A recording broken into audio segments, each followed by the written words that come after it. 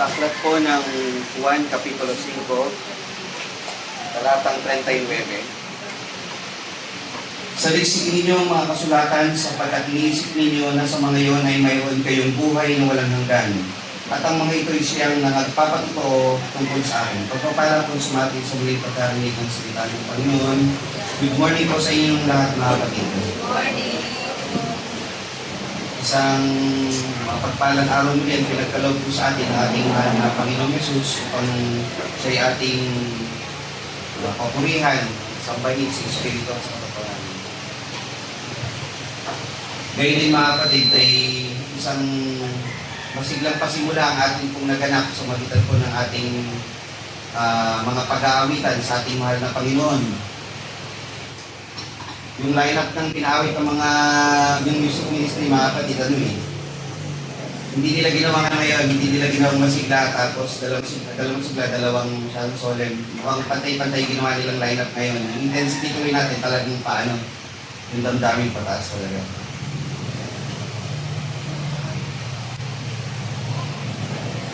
At ngayon po mga kapatid, at bahagi po ng ating napagtibay, third Sunday of the month, ang ating pong tema o mga topic po tuwing pag-aaral pag third Sunday ay doktrina. Iikot po tayo hanggang sa ma-refresh po tayo ng ma-refresh po dun sa mga pangunahing doktrina po natin sa Biblia. Dito po sa iglesia po natin pinagsasama-samahan at ang topic po natin ngayon mga kapatid ay Biblia.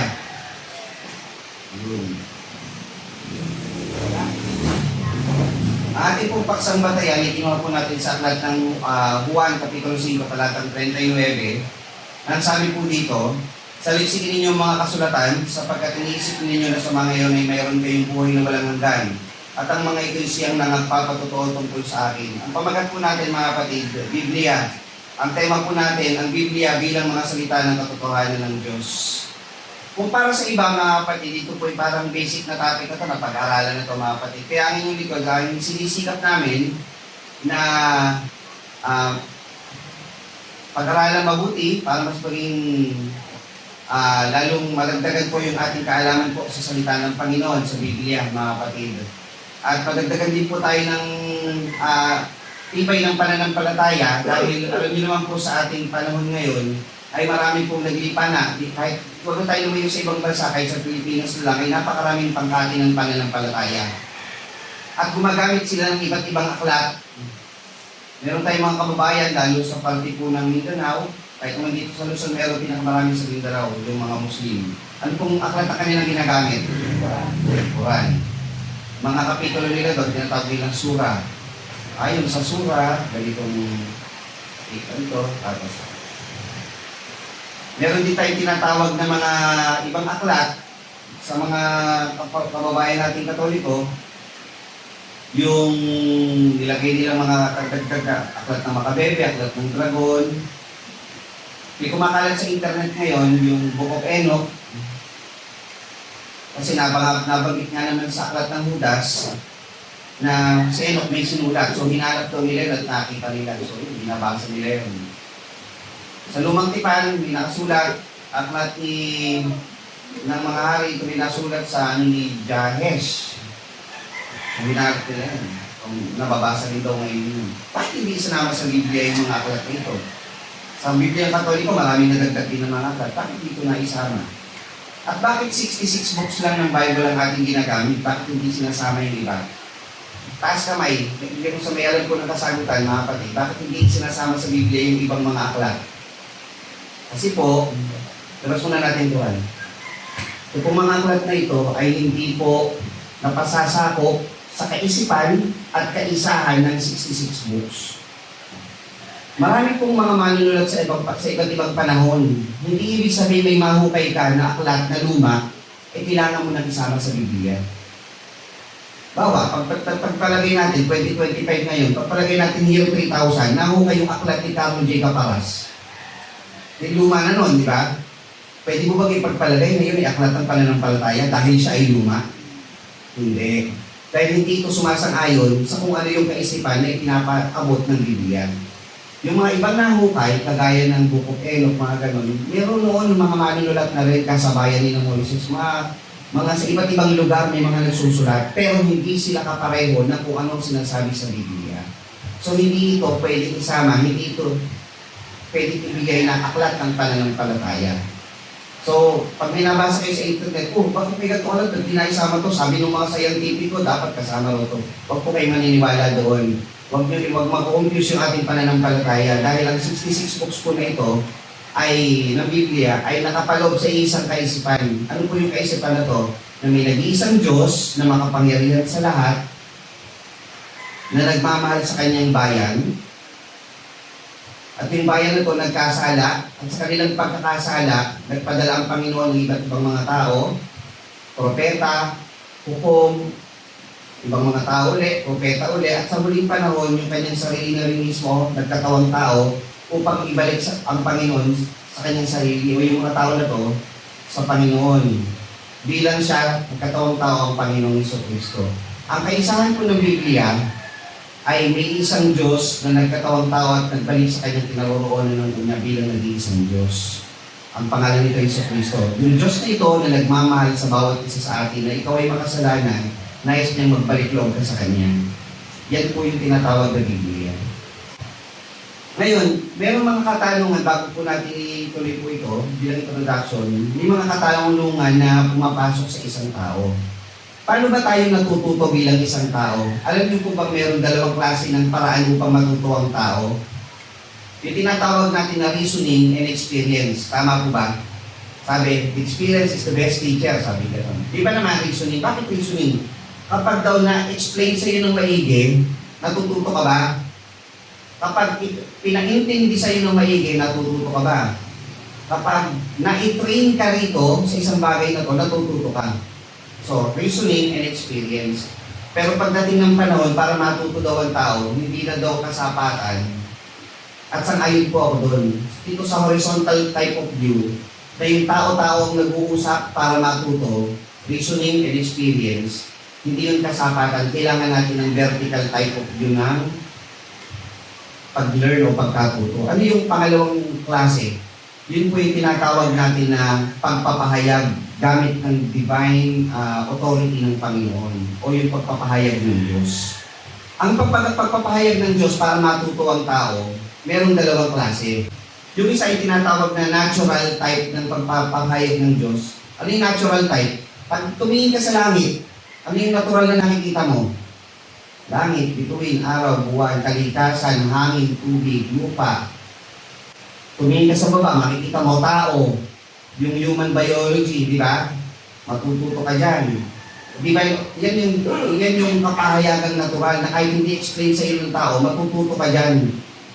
Ito nangyayari, bukas, mamaya maghahapon na, maggagabi, kinabukasan, mag-umaga, matututo ka dyan. Natural na pagpapahayag ng Diyos yan. Yung supernatural, yung tinatawag na special na pagpapahayag ng Diyos, yun naman yung tinatawag na Biblia. Ang Biblia ay isang paraan ng pagpapahayag ng Diyos upang ang tao matuto. Na hindi ang tao nagpapaliwanag, kundi ang Diyos sa pamamagitan ng Biblia o mga kanyang mga salita na kinasihan ng Diyos ang bawat nagsulat. Ang Diyos ay magpapahayag sa bawat isa sa atin ng kanyang mga gusto, kalooban, nais sa pamamagitan ng kanyang mga sulat. Sabi doon sa ikalawang Timoteo 3:16, lahat ng kasulatan na kinasihan ng Diyos. Yan. So yung mga kasulatan, kinasihan. Ano ibig sabihin ng kinasihan? Inspired by God. Ang Greek word po na ginamit is God breath o yung hininga ng Diyos o ang Panginoon sa magitan ng kanyang hinga, siya'y nangungusap. Ito yung tao, huminga siya dyan para mangusap. So yung mga propeta, nagsasalita sila sa magitan ng kung anong sinasabi ng Panginoon sa kanya. So yung mga sumulat, sina Pablo, sina Pedro, yung sabi ng Diyos, ibigay sa kanila para isulat nila. Yun yung tinatawag na inspired. Hindi po ibig sabihin, ako nagsulat, inspired ako ng Diyos. I give my inspiration to God. Iba po yun. Sumulat ka ng kanta. Anong inspirasyon mo sa pagsulat ng kanta? Iba po yung inspirasyon na yun, ha? Ang tawag kasi doon parang nagkaroon ka lang ng idea, gano'n. Pero yung sinabing God breath, o yung hininga ng Diyos, o yung inspired by God o kinasihan ng Diyos, yung Diyos mismo ang nagbigay sa kanila para isulat yung mga bagay na kaya pagdating doon sa Hebreo 1:1, hindi ko na po muna nilagay dito. Sabi ko mga kapatid, Hebreo 1:1, ang Diyos na nagsalita ng unang panahon sa ating mga magulang sa iba't ibang panahon at sa iba't ibang paraan sa pamamagitan ng mga propeta. Ang Diyos na nag-usap noon sa iba't ibang panahon. At ang pinag-uusapan natin ngayon mga kapatid ng Biblia ay may 1,500 more or less na panahon para ito po ay maisulat ng mga propeta at mga apostol. Napakahabang panahon. Ngayon, ayon po sa ating paksang batayan, ang Biblia po ay sinasabi sa atin na saliksikin ng bawat isa sa atin. Bakit doon natin sasaliksikin ang Biblia? Kasi iniisip natin, pagka may natutunan tayo rito, yung matututunan natin dito ay maghahatid sa atin sa buhay na walang hanggan. Sapagkat iniisip natin na sa mga yaon ay magkakaroon tayo ng buhay na walang hanggan. At ang panghuling bahagi nito, at ang Biblia rin ay siyang nagpapatotoo tungkol sa Diyos. Ibig sabihin mga kapatid, hindi natin mapaghihiwalay ang pag-aaral sa Biblia at ang pag-intindi natin na meron talagang Diyos. Dahil marami po, kahit sa kababayan natin o sa ibang bansa, ang mga taong naniniwalang walang Diyos at ang Biblia ay hindi po totoo. Paano natin nasabing totoo yung Biblia? Sulat lang naman ng tao yan. Kinasihan ng Diyos yan sabi natin, di ba? Paano mo napatunayan kinasihan ng Diyos yan? At may kumasi na, o may Diyos ba talaga? Diba? Kasi maraming mga iba't ibang bansa, iba't ibang mga lugar na ang Diyos, baka, araw, buwan, panahon. Diba? Mga iba't ibang paniniwala. Sino dun yung pumasi sa mga tao na yan? O sino nag-inspire yan? May Diyos ba talaga? No Almighty? Nasaan ba yun? So patunayan natin mga kapatid, kung ang Biblia ay totoo, dapat ang Diyos totoo.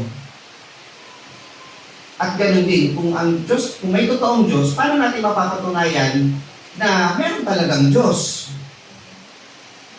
Paano patunayan totoo ang Biblia? Ito yung natin. Ang sabi natin sa tema, ang Biblia ay ang salita ng katotohanan ng Diyos. Paano natin mapatunayan ang Biblia ay totoo?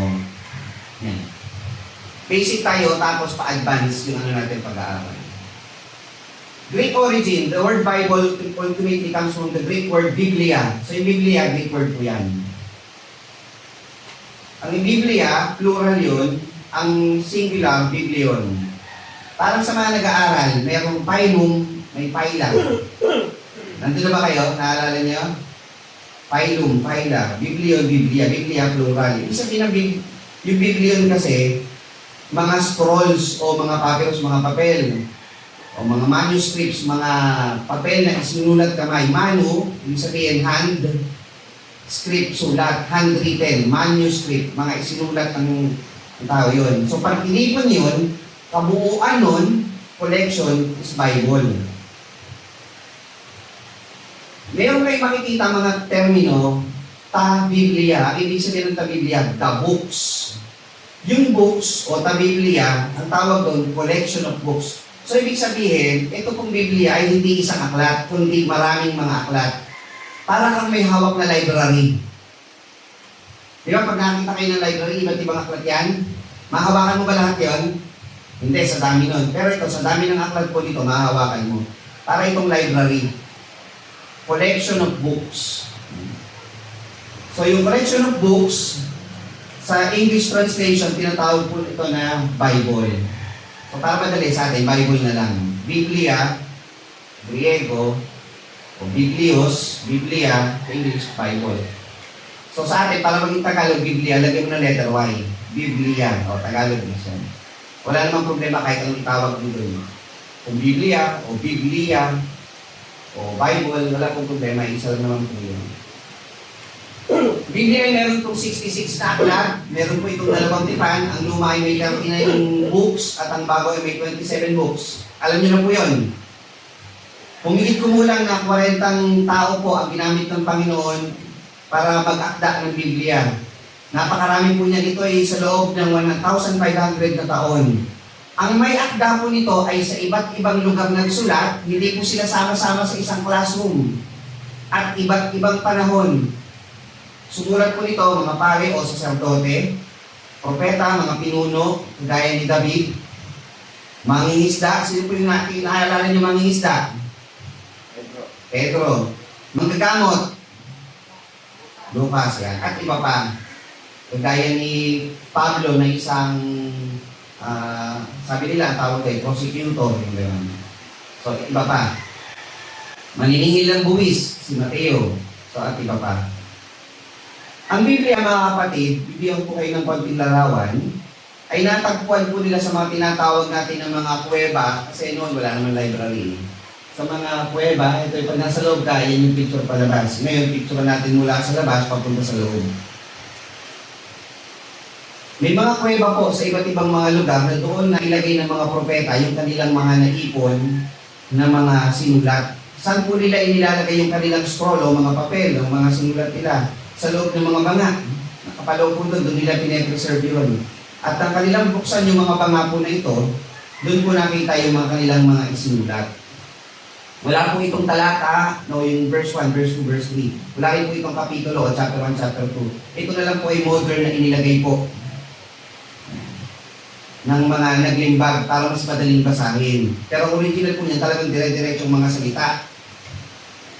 At ito'y sinatsaga ng mga skola upang ito ay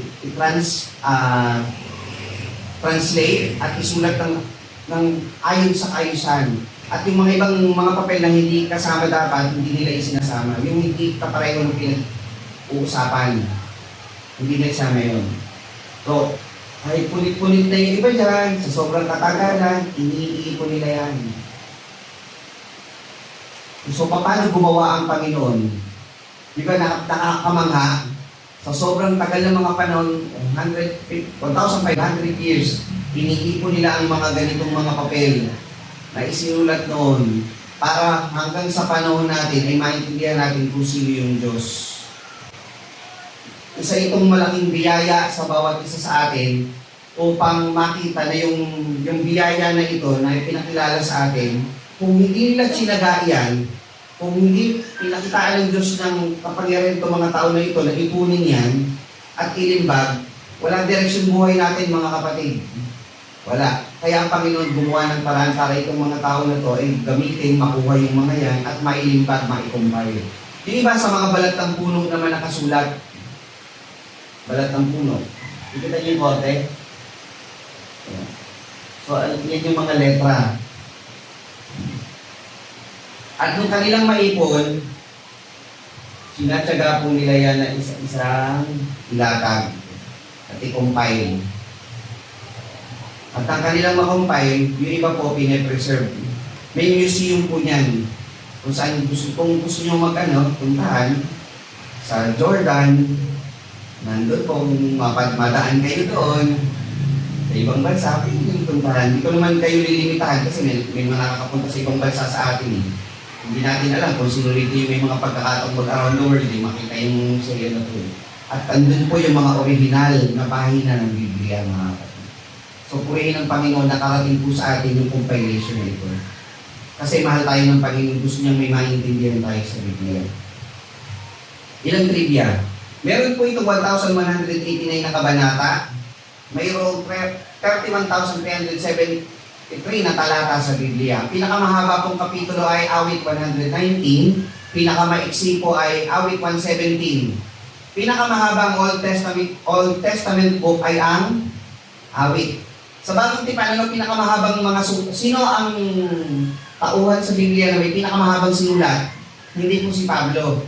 Si Pablo, pinakamaraming aklat. Pero yung pahabaan ng sulat, i-combine mo lahat ng kay Pablo, i-combine mo yung dalawang sulat ni Lucas, mas mahaba yung kay Lucas, yung Lucas at Gawa. Kung per words ang usapan. Dalawang aklat lang siya, pero napakahaba naman ng mga words ni Lucas. Pero yung paramihan ng per book, Roma, Dunay, Corinto, Galacia, Efeso, Filipos, Rosas, mga ganun. Di ang dami agad nun. Sulat kay Timoteo, si Pablo rin yun. Sa Thessalonica, kay Pablo rin yun. Ang Old Testament po ay nahahati po sa tinatawag na 5 bahagi. Yung mga batas o yung Torah. So pagka kayo po ay nakakarinig, ano nakasulat sa Torah? O Torah. Torah. Genesis, Exodus, Leviticus, mga bilang Deuteronomio. Aklat ng kasaysayan, yun yung Josue hanggang Esther. Aklat ng karunungan, yung hubag sa awit ni Solomon, mga pangunahing propeta, Isaias hanggang kay Daniel, at mga minor prophet, Oseas hanggang kay Malakias. Sa talakay natin yung Old Testament book. Natatandaan nyo, yung mga minor prophet, sina Mikas, Oseas, Obadiah, sa talakay na po natin isa-isa yun. Sa layout po ng bagong tipan, meron naman pong 4 na bahagdan. Ang una, yung 4 na ebanghelyo or the fourfold gospel. Mateo, Marcos, Lucas, Juan. Sinaunang kasaysayan ng iglesia, yung aklat ng gawa. Liham sa sinaunang iglesia, yung Roma, yung natikalong Corinto, Galacia, Efeso, Filipos, Colosas, hanggang sa Judas. At ang huling aklat, yung propesiya o yung hula, aklat ng Apokalipsis. Ngayon, tanong, bibigyan ko po kayo mga karagdagan muna bago po natin talakayin pa yung iba. Paano natin patunayan ng Biblia, mga kapatid, na ayon po sa nakikita natin, ito ay napakaluma na. Ang modern science po ba ay na-invento na ng panahon na ito? Palagay po ninyo, modern science. Submarine. May submarine na po ba niyan? Wala. Spaceship. Microscope. Telescope. Ano pa ba? Microscope sa molecules, di ba? Para makita yun. Telescope, para naman sa astronomy, sa kalawakan. Wala pa. Alam niyo po ba, mga kapatid, sa Biblia, ay kung gano'n natin mapakita po na ang Biblia totoo, ang Diyos pang mismo, dahil ang Diyos ay makapangyarihan, itong mga tao na nagsulat, ay binigyan niya na agad na, hindi ko po lalahatin ha, binigyan niya na kaagad ng kaalaman na una pa sa panahon natin ngayon. Number 1, yung tinatawag na Earth's free float in space. Ang mga tao noon, naniniwala ang mga planeta nakatali, nakabitin kung saan. Pero dito po sa aklat ng Job 26:7, sabi po dito, kanyang iniunan sa hilagaan, pagitang walang laman at ibinibitin ng lupa sa wala. So ang lupa daw nakabitin sa wala. It is floating in space. Wala pa pong telescope, wala pang spaceship, pero alam na sa Biblia. So nauna na po ang Biblia. Amos 9:6, siya ang gumawa ng kanyang mga silid sa langit at kumwatha ng kanyang balantok sa lupa. Siya na tumatawag sa tubig, ng tubig sa dagat at binubukso sa ibabaw ng lupa, Panginoon ng kanyang pangalan. Ano yung tawag po dito? Balantok sa lupa. The earth is round. Pangalawa, yung water cycle sinasabi rin dito. Pero yun, wala pang spaceship para makita ang mundo ay bilog, pero tiniyak na ng Biblia, napakatagal ng panahon. So, yung 2025 ngayon, i-plus 1,500 years nyo pa. So, naisulat yung Biblia, yung mga sulat na ito, alam na agad ng Biblia na ang mundo bilog. At yung water cycle, na-observe na agad. Tumatawag ng tubig sa dagat at binubukso sa ibabaw ng lupa. Ano po yun? Yung mga waves o tsunami. Yung lang naman natin na ano yan eh. Kung ang mga alapaap ay mapuno ng ulan, ay tumutulo sa lupa. At kung paanong kahoy ay mabuwal sa dakong timugan o sa dakong hilagaan, sa dakong kabuwalan ng kahoy, ay doon ito mamamalagi. Itaas na parte, ang sabi po dito, yung water cycle. Pag napuno daw ang ulap, uulan. Ay paliwanag sa atin, kung nasa ano na tayo, nag-aaral na tayo eh. Pero sa Biblia, tiniyak na yan. Gravity. Ang pagkabuwal daw, laging pababa. Hindi mangyaring nabuwal pataas. Pero sa Biblia, tiniyak na. Pero si Isaac Newton, law of gravity, doon lang na anuhan yung law of gravity. Diba? Water cycle. Kung paano ang lahat ng natatanaw sa langit ay hindi mabibilang, o matatakal man ang buhangin sa dagat, gayon ko pararamihin ang binhi ni David na aking lingkod at ang mga Levita na nagsisipangasiwa sa akin, countless stars. Maraming scientifico ngayon nagsasabi na ang mga bituin sa langit hindi mo talaga mabibilang. Late ka na. Scientist, late ka na. Sa Biblia, tiniyak na yan, hindi mo siya mabibilang sa dami.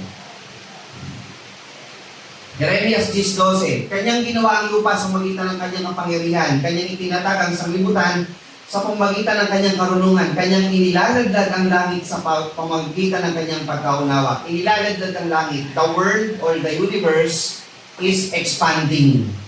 So na-observe ng mga scientific astronomy, bakit parang yung mga bituin, yung distansya niya, naghihiwalayan. Nag-expand pa ang universe. So yung astronomy, late ka na, naunahan ka na ni Lord. Tiniyak na po sa Bible. Gano'n totoo ang Biblia, mga kapatid? Totoo hindi? Totoo. Dito, mababasa mo. Hand washing sa Biblia. Kung gano'n kahalaga ang hand washing. Lately na lang po yan, 1980s na po yan, o 1970s na po yan na natukusan ng tao na ang hand washing talagang importante. Job 38:16. Pumasok ka ba sa mga bukal ng dagat o lumakad ka ba sa mga landas ng kalaliman? Alam niyo bang may mga trench? Sa ilalim ng lupa, meron pa itong mga bukal. Wala pang submarine po, pero sa Biblia, naunahan na sila. Diba? Ang galing.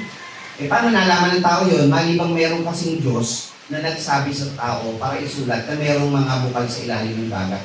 Hindi yung ganun pala, pati hindi sumisid ang tao sa ilalim ng karagatan para malaman yun.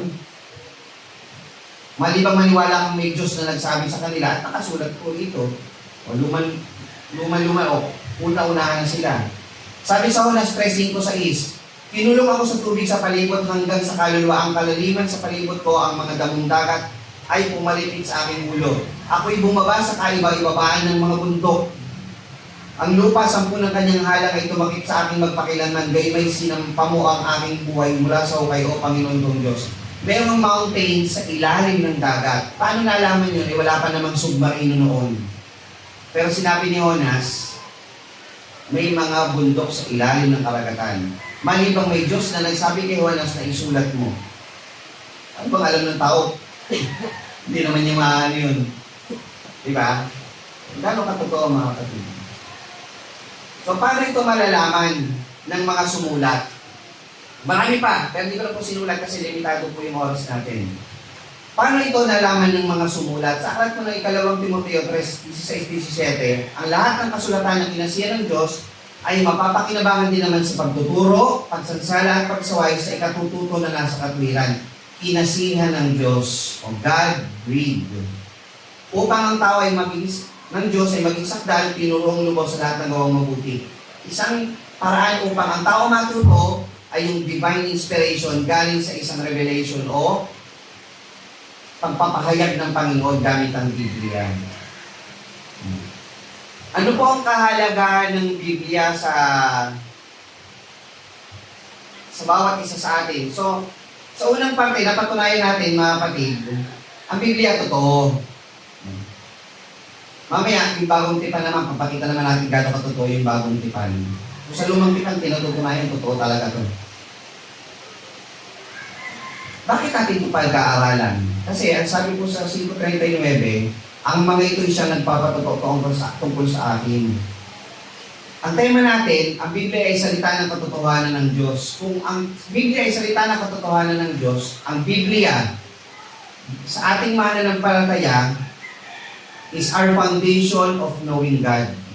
Bakit mahalaga ang Biblia? Dito kasi ang saligan ng ating paniniwala o pananampalataya na may nag-iisang Diyos. Dito tayo kukuha nun. Hindi dahil sa nakita natin ang lakas ng araw, lakas ng liwanag niya. Siguro yan yung Diyos. Hindi po ganun. Tinitiyak natin na may Diyos dahil po sa Biblia. The Bible is our foundation of knowing God. Sabi kasi doon sa Genesis 1:1, nang pasimula ay nilikha ng Diyos ang langit at ang lupa. Meron daw Diyos na lumalang. So kung may Diyos na lumalang, kinakalaban na natin ngayon yung kaisipan ng mga tao doon sa Big Bang Theory. Ano yung Big Bang? Ang tao kasi naniniwala, mula sa wala, meron daw maliit na particle na sumabog at yung maliliit na yon, nag-evolve ng nag-evolve, evolution hanggang nabuo yung mga iba't ibang mga planeta, even million years ago, o billion years ago, saka nabuo ang sangkalupaan. Hindi po totoo yun. Ang paniniwala natin, God created the heavens and the earth. Bakit po? Kasi ang buhay ay nanggagaling lamang sa buhay. Never nangyari na ang bato ay magkaroon ng buhay. Ako naniniwala, ang Diyos may lalang sa akin. Kayo mga kapatid. Sila naniniwala, galing sila sa dirt. Tama ba? Sa dirt. Sa isang alikabok na sumabog. Walang buhay, nagkabuhay. Never sa science ngayon. Hindi scientific yun. Yung non-life, magkaroon ng life. Sa science, life comes from life. Hindi pwedeng magkaroon ng life sa non-life. So, ang Diyos, ang may likha sa atin, sa Diyos nanggaling ang buhay. Pag tumingin kayo sa langit, yung cosmos, sabi ng cosmos, kabuuan ng lahat ng universe, galaxy, stars, lahat yan. Creator, ang may gawa sa creation. The creation requires a creator, an intelligent designer, almighty, boundless power. Isang malaking ebidensya yung kalawakan. Hindi po yan magagawa ng kahit sino by accident. Na itong maliit na to, na particle, lumaki hanggang sa naging gulong. Maniniwala kayo? At yung particle na to, habang lumalaki at umiikot ang panahon, naging relo. Bakit? Sino ba may gawa ng relo? Watchmaker. Itong particle na to, lumaki, sumabog, habang million years ago, naging sapatos. Pwede ba yun? Ang sapatos ay gawa ng sapatero. Sasakyan ay gawa ng mekaniko o yung inventor o engineer. Ang earth, gawa ng creator. Ang daling logic po nun. The universe, the creation, requires a creator. Isang Almighty God na nakakaalam ng bagay at walang kanyang kapangyarihan.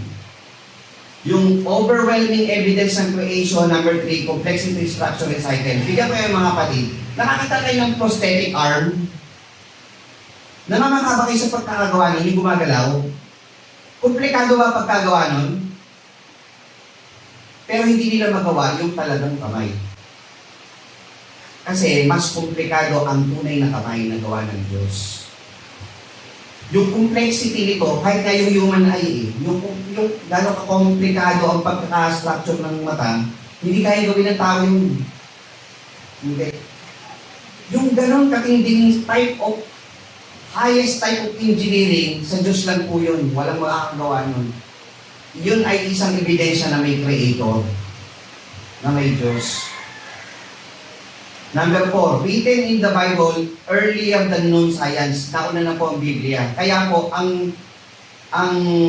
Diyos ang naglikha ng lahat ng mga bagay. Naniniwala tayo ang Diyos talaga. So, naniniwala tayo may Diyos na ang Biblia ang sukatan ng ating pananampalataya, mga kapatid, ng ating paniniwala. Kahit nga po sa Bagong Tipan, sabi, masdan nyo ang mga bulaklak o yung mga sa parang. Si Solomon man ay hindi nakapagsuot nun. Mayaman ba si Solomon? Pero bakit sinabi hindi siya makapagsuot ng mga bulaklak? Kasi yung bulaklak, napaka-komplikado ng gawa nun. Hindi kayang bilhin ng salapi ni Solomon yung ganung klase. Mga taon niya, buwa kayo ng bulaklak. Hindi kaya, hindi siya makapagsusuot ng ganung klase. Kasi Diyos lang ang makakagawa nun. Yun yung talata na yun, mga kapatid. Ibig sabihin, bulaklak napakasimple, pero pag tinignan mo yung komplikadong pagkakagawa niyan, hindi mo matutumbasan ang gawa ng Panginoon. Kasi may Diyos na creator ng bawat isa sa atin. Pangalawa, the Bible is our foundation of faith. Una, ang Biblia ang ating batayan na mayroong nag-iisang Diyos. May mga pangkatang pananampalataya, hindi siya naniniwalang may Diyos. Kahit yung yung kay Confucius sa China. Kaya nga ang sabi nung kay Confucius ganito Kaya ito, mag-iingat kayo sa nito, kasabihan do not do unto others. Ano yun? What you don't want to do unto you. Tama ba? Hindi biblical po yun. Kay Confucius po yun. Kasi ang sa Panginoon, ibigin mo ang iyong kapwa, gaya ng pag-ibig mo sa iyong sarili. May gagawin ka. Kay Confucius, wala kang gagawin kasi sa kanila walang buhay na walang hanggan. Kaya kahit wala kang gawin. Basta wala kang kinakasama ang tao, kinaapak ang tao, okay ka. Mamuhay ka lang ng payapa. So mag-ingat kayo sa mga kasabihan, tapos gagamitin natin. Hindi po biblical yun. Kasi ang si Satanas, nililigaw yung salita, yung tunay na salita ng Diyos, inililigaw para maging mali sa bawat isa sa atin. Tapos yun ang paniniwalaan mo. Sa Diyos kasi, may gagawin ka. Sa Kanya, wala. So, ang pananampalataya natin galing sa Biblia. Kung ano yung ating mga dapat na mga prinsipyo sa buhay, katatagan ng pananampalataya, Biblia. Kasi po ang sabi dito, kaya nga ang paniniwala ay nanggagaling sa pakikinig at ang pakikinig ay sa pamamagitan ng salita ni Kristo. Pag hindi salita ng Diyos o salita ni Kristo, hindi po natin ano yun. Hindi po yun ang saligan ng ating paniniwala. Amen? Maliwanag po yung mga kapatid. So huwag kayong manangan dun sa mga Facebook quotes na nakabox, may mga salita, ang ganda post. Hindi, wala pong problema eh. Pero pag yun ang batayan ng pananampalataya mo, hindi yung Biblia, minsan lumalaban na yun eh. Minsan ang ganda lang basahin, pero hindi po yun ano ng Biblia, mag-iingat po kayo doon. Kailangan po, biblical ang yung saligan ng pananampalataya. Sabi kasi, kung walang pananampalataya, hindi maaaring kalugod-lugod sa Kanya. Sapagkat ang lumalapit sa Diyos, dapat manampalatayang o sumampalatayang may Diyos at siya ang tagapagpiligan sa mga sa Kanya ay nagsisihanap. So, paano mahahanap ang Diyos? Biblia. Ang Biblia, mga kapatid, sa bagong tipan, bakit nga totoo yung Biblia o naniniwala tayo rito? Meron tatlong paraan para malaman natin ba? Ako personally, bakit po sa Biblia ako naniniwala, mga kapatid? Meron pong batayan tatlo. Una yung literary style. Ang Biblia hindi po once upon a time. Makikita niyo ba sa Biblia? Once upon a time in the land so far, far away. May ganun ba sa Biblia? Wala. Mga ano lang yun, mga fairy tale yun. Ang Biblia hindi fairy tale. Ang Biblia, real people. Si David, totoong tao yun. Si Saul, si Jesus, mga alagad, mga totoong tao yun. Mga events, mga totoong pangyayari yun. Mga place, Jerusalem, Bethlehem, hindi, ano ba yung mga lugar sa ano? Sa mga ano natin? Mga Wakanda. Wonderland. Hindi po ganun ang Biblia. Ang Biblia, mga totoong ano po ito. So, ang literary style ng ano, ng Biblia, totoo. Naintindihan yung literary style? Hindi po ito once upon a time. Hindi po ito movie. Ito po ay totoong events, totoong tao, totoong pangyayari, totoong mga lugar. At sa pagdaan ng panahon, na gusto nilang pabulaanan ng Biblia, kada hukay ng mga archaeology, nakikita nila, totoo talaga yung Biblia, lalo pa itong napapatutuhanan. Pangalawa, Gospels. Ang Gospels o yung mga sulat ng mga apostol ay eyewitness. Nakita nila mismo ang Panginoon, sinulat nila. So kung sulat ito ng eyewitness, maniniwala ka hindi? Maniniwala ka, eyewitness na mismo ang sulat eh. Totoo, nakasama mismo nila ang Panginoon nung sinulat nila ito ni na Mateo, ni Marcos, ni Lucas, diba? Kasama nila ang Panginoon. Meron itong internal consistency, walang contradiction, at nasa bagong tipan yung fulfillment ng Old Testament na kahit mahaba yung kanilang tipagan, totoo yung kanilang sinasabi. Nagkakaisa sila, hindi sila nagkakakontradict.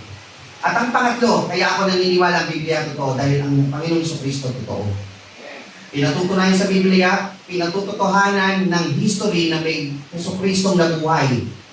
Kahit sa mga history book ng Roma, history book ni Josephus, iba't ibang mga aklat na kahit hindi sa Biblia, mga aklat ng kasaysayan, nandun ang Panginoong Jesucristo, totoo siya. At ang Panginoon nabuhay bilang tao, namatay sa krus, nabuhay na maguli. Nakatala po yan sa kasaysayan. Kaya kung ikaw nagsasabing yung sulat mo ay dapat pakinggan, namatay ka ba? Nabuhay ka ba? Siguro kung namatay ka at nabuhay ka maguli, baka makinig pa ako sa iyo. Tama ba? Hindi ko kayang gawin yun. Diyos lang may kaya nun. Kaya kay Jesus lang ako naniniwala. Si Jesus namatay, nabuhay na maguli. Kaya naniniwala ako sa Panginoon Jesus. Yan ang peak ng ating pananampalataya. Kaya ang Biblia totoo. Kasi yung sinasabi sa Biblia na Diyos na nagkatawang tao, totoong nagkaroon ng pagkakatawang tao. Nabuhay siya dito sa lupa. Hindi po ito kagaya ni ng panday o ng mga iba't ibang mga karakter lang. Ito po ay totoong nangyari ng Panginoong Diyos na buhay, namatay sa krus at nabuhay na maguli. Pangatlo, the Bible is our foundation of our moral value and walk under God's presence. Ang Biblia, ang ating batayan kung paano tayo mabubuhay. Kahit po ang mga batas sa Pilipinas sa iba't ibang bansa, ang laging batayan po nila Biblia. Sino po nakakabisado ng preamble? We, the sovereign Filipino people, employ the aid of our Almighty God. Ibig sabihin the aid, yung kagustuhan ng Diyos ang gusto nila. So yung mga batas, kinukuha rin sa Bible po yun. Nga lang, tinutuwis ng Diablo, kaya nagkakaroon ng abortion, pinagiging batas sa ibang bansa. Sa ibang bansa, nagiging batas yung one-child policy. So hindi biblical yun. Pero yung basis talaga ng good moral, sa Biblia nila kinukuha yun. Kasi po, sabi sa awit, paano lilinisin ng isang binata ang kanyang daan sa pagdinig doon sa iyong salita? Hinanap kita ng aking buong puso o huwag nawa akong malinis sa iyong mga utos. Ang salita mo'y aking iningatan sa aking puso upang huwag akong magkasala laban sa iyo. So para huwag kang magkasala sa Panginoon, sa Biblia ka titingin, ito ang batayan ng iyong pananampalataya. Bakit po? Kasi ang salita ng Diyos ay mapapakinabangan sa pagtuturo, pagsansala, pagsaway, sa ikatututo na nasa katwiran, upang ang tao maging sakdal, tinuruang lubos sa lahat ng gawang mabuti. Sa Biblia po kayo titingin. So pagka merong usapin, tama ba to kapatid na Lester? Ano ba sinasabi ng Biblia? Dito tayo titingin kung ano ang tama at mali. Basis ng good moral natin ay ang Biblia. Sinabi sa kanya, ibigin mo ang Panginoon mong Diyos ng buong puso, buong kaluluwa at buong pag-iisip mo. At ang pangalawa, ibigin mo yung kapwa gaya ng iyong sarili. Paano kayo iibig sa Diyos? Biblia ang batayan mo. Hindi yung batayan ng ibang tao, okay na to. Okay na to. Saan mo nabasa yung ganun? Ang Biblia, buong puso. Buong kalma, buong lakas. So ito po yun. Sa Biblia tayo titingin. Gaya po nang sabi sa Tito, sapagkat napakita ang biyaya ng Diyos na may dalang kaligtasan sa lahat ng tao na nagtuturo sa atin upang pagtanggi natin sa kalikuan at sa mga kahalayan ng sanglibutan ay marapat mabuhay tayong may pagpipigil at matuwid at banal sa panahong kasalukuyan sa sanglibutan ito. Nahintayin niyo mapalad ang pag-asa at ang pagpapakita ng kalwalatian ng ating dakilang Diyos at tagapagligtas sa si Yesu Cristo. Habang hinihintay natin ang Panginoong Yesu Cristo, dito tayo titingin ng ating batayan kung paano tayo lalakad. Ayon po sa kabutihan ng Panginoon. Upang na siyang nagbigay ng kanyang sarili dahil sa atin upang tayo matubos niya sa lahat ng mga kasamaan at malinis niya sa kanyang sarili ang bayang masikap sa mabuting gawa upang maging kanyang sariling pag-aari. At sa 15, ang mga bagay na ito, yung salita ay nag-iaral at isaway ng buong kapangyarihan, sino man ay huwag umamag sa iyo. So sinasabi ni Pablo si Tito, i-aral mo yan sa lahat. So tayo, inaaral natin sa lahat ang nakasulat sa Biblia. Panghuli, the Bible is our foundation of hope and that there is eternal life. Eternal life. Ang Biblia po ang batayan natin na ang buhay na ito, hindi lamang po tayo ay para magsikap sa pag-aaral, sa paghahanap buhay, o maging payapa, maging established po bilang isang tao. Hindi po. Ang sinisikap natin, mga kapatid, ay mayroong magkaroon ng buhay na walang hanggan. At ang ating paniniwala, mayroon pong buhay na walang hanggan. Sabi po sa unang Korinto 15, 57-58, tatapat salamat sa Diyos na nagbibigay sa atin ng pagtatagumpay sa magitan ng Panginoong Jesucristo. Kaya nga mga kapatid, kung minamahal kayo magsitatag, huwag makilos na laging sumasagana sa gawa ng Panginoon, yamang nalalaman ninyong hindi walang kabuluhan ang inyong gawa sa Panginoon. Yung ating ginagawa, may kabuluhan po ba mga kapatid? Ibig sabihin, ano yung kabuluhan nito? Pagdating ng panahon, iniisip ninyo na mayroon kayong buhay na walang hanggan.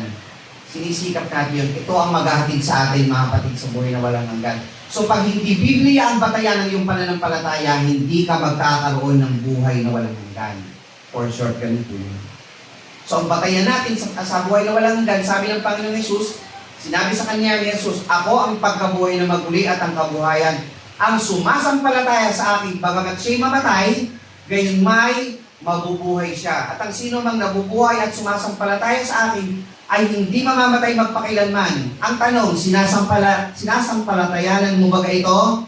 Amen. Sumasampalataya tayo doon. Nakasulat yun. Totoo po ang Biblia. Totoo na nabuhay ang Panginoong Hesus. Totoo. At dito tayo magbabase ng ating pananampalataya. So, ito po yung apat, mga kapatid. The Bible is our foundation of knowing God. The Bible is our foundation of faith. The Bible is our foundation of moral value and walk under God's presence. Pang-apat, the Bible is our foundation of hope and there is eternal life. Ang aklat na ito na kautusan ay huwag mahiwalay sa inyong bibig, kundi inyong pagbubulayan araw at gabi upang inyong masunod na gawin ang lahat ng nakasulat dito, sapagkat kung magkagayon yung pagiging hawain ng iyong lakad at magtatamo ka ng mabuting kawakasan. Pansinin niyo ko yung dalawang phrase. Pag ang Biblia daw sinunod mo, pagiging hawain ng inyong lakad. Maginhawa bang maglakad dito mamuhay sa mundo na wala kayong kaaway? Matutulog kang payapa? Paano ka mabubuhay ng payapa? Wala kang kaaway. Kasi nandun sa good moral na itinuturo ng Panginoon. Eh sige, huwag kang sumunod sa Biblia. Dami mong makakaaway sa mundo. Kasi dami mong kasalanan magagawa eh. At pag namumuhay ka ayon sa kalooban ng Panginoon, magtatamo ka ng mabuting kawakasan. Yan ang pangako ng Panginoon. Naniniwala po ba kayo dito, mga kapatid? Yeah. Sabi po dun sa Pahayag 1:3 o Apokalipsis 1:3, papalad ang bumabasa at nakikinig ng mga salita ng hula at tumutupad ng mga bagay na nangasulat doon. Hindi lang po pala bumabasa, hindi lang nakikinig, kailangan tuparin mo rin. Sapagkat ang panahon ay malapit na. Ano po yung panahon yun? Panahon ng paghuhukom, panahon po na i-judge na ng Panginoon. O kukuhanin na ng Panginoon yung mga nagtagumpay. At paparusahan na yung mga hindi sumampalataya at nagpabautismo sa Panginoon. Kaya po pagdating dito mga kapatid, dito na tayo magtatapos sa talatang ito sa ating pagsambatan. Saliksikin ninyo ang mga kasulatan. Bibigyan ko po kayo ng tanong na isang hamon. Lahat po ba kayo may cellphone? Hindi po ako magbibigay ng cellphone. Lahat po ba kayo may cellphone? Magkano po ang pinakamura na cellphone ninyo? Pinakamura? Mga 5. Ha? Mga 5. Pangalawang tanong, lahat po ba kayo may Biblia sa bahay? Individually, may Biblia po ba kayo? Magkano po ang Bible? Bakit? Sagot natin, amen, pero wala tayo dito. Saliksikin ninyo ang kasulatan, mga kapatid. Kung iniisip ninyo na may buhay na walang hanggan kayo sa Biblia, bakit wala tayong Biblia? Isipin nyo, mga kapatid. Tama po ba yung tanong? Ha? Ayaw dalhin. Ayaw saliksikin, ayaw dalhin. Nahiya ba kayo? Nahiya kami niyo.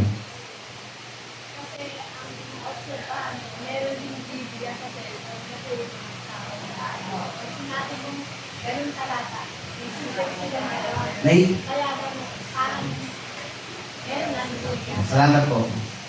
Nahiya po ba kayo magbibigay ng Biblia? Kapag pinahiya niyo ang Panginoon, ikakahiya din niya kayo. Mga kapatid, we are promoting the Bible na ating kaligtasan. Amen? Salita ng katotohanan. Amen? Ba't natin pinahiya? Maging wake up call po sa atin, mga kapatid, sapagkat iniisip ninyo na mayroon kayong buhay na walang hanggan. Kung tinatanggap natin ang Biblia na mahalagang parte ng ating buhay, kung may cellphone tayo, dapat may Biblia kayo. Magandang umaga po sa inyo lahat. Purihin ang ating mga kapatid. Tayo po sama-sama ng Lord.